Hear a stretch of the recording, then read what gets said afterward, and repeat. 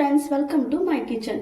இன்னைக்கு நம்ம கிச்சனில் என்ன பண்ண போகிறோம் அப்படின்னாக்கா, சொரக்காய் வச்சு ஒரு துவையல் ரெசிபி தான் பண்ண போகிறோம். அதுக்கு நான் ஒரு 2 கப் அளவுக்கு சொரக்காய் எடுத்திருக்கேன்.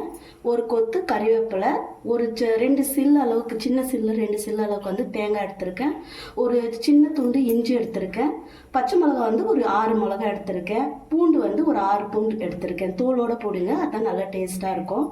அதே மாதிரி ஒரு 1.5 ஸ்பூன் உளுத்தம்பருப்பு, 1.5 ஸ்பூன் கடலைப்பருப்பு எடுத்திருக்கேன். இவ்வளோதான். இதை வச்சு நம்ம ஒரு சூப்பரான ஒரு துவையல் ரெசிபி பார்க்கலாம் வாங்க. ஃபஸ்ட்டு நம்ம ஸ்டவ்வில் கடாய் வச்சுருக்கோம். அதில் ஒரு 2 ஸ்பூன் எண்ணெய் விட்டுக்கலாம். நான் நல்லெண்ணெய் தான் விட்டுருக்கேன். எண்ணெய் காயட்டும். காஞ்ச உடனே நம்ம சொரக்காய் போடுவோம். சொரக்காய் நல்லா வதங்கணும். அதுக்காக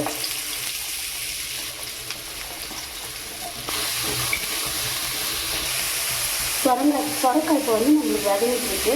இந்த டிஷ்ஷுக்கு தேவையான உப்பை நம்ம இப்போவே சேர்த்திடலாம். ஏன்னா சொரக்காய் சீக்கிரமாக வதங்கும் உப்பு போட்டோன்னா.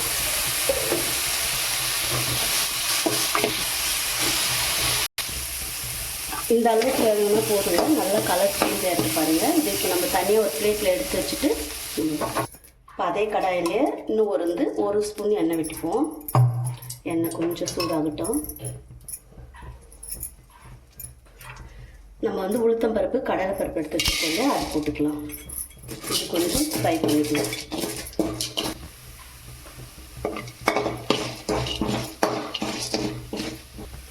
இந்த அளவுக்கு சேவந்த பிறகு பச்சை மிளகா, இஞ்சி, பூண்டு போட்டுக்கலாம். இது கூடவே ஒரு கொத்து கருவேப்பிலை வச்சுருக்கோங்க, அதையும் போட்டுக்கலாம். நல்லா வச்சுக்கலாம். இப்போ தேங்காய் சேர்த்துக்கலாம். அவ்வளோதாங்க. ஏன்னா இதை நம்ம சொரக்காய் தான் நமக்கு ரொம்ப நல்லா வதங்கணும். இதெல்லாம் கொஞ்சம் லைட்டாக வதங்கினா போதும். இந்த டைமில் நம்ம வதக்கி வச்சுருக்க சொரக்காயும் இது கூட சேர்த்துப்போம். சேர்த்துட்டு இது எல்லாமே ஒன்றா மிக்ஸ் பண்ணி நல்லா ஆறட்டும். நம்ம அரைச்சி எடுத்துட்டு ஒரு தாளிப்பு கொடுத்துடலாம். அவ்வளோதான், நம்ம துவையல் ரெசிபி ரெடி ஆகிடும். ஓகே ஃப்ரெண்ட்ஸ், இப்போ நம்ம ஒரு கடாய் வச்சுருக்கோம். அதில் ஒரு 2 ஸ்பூன் எண்ணெய் விட்டுக்கலாம்.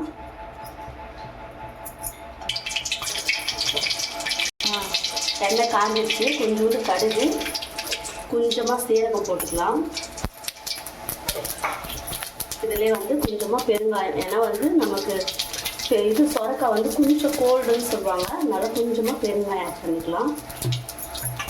ஒரு 2 கறிவேப்பிலை. அவ்வளோதான், தாளிப்பு முடிஞ்சிச்சு. நான் பிளேட்டிங் பண்ணிட்டு உங்களுக்கு காண்பிக்கிறேன்.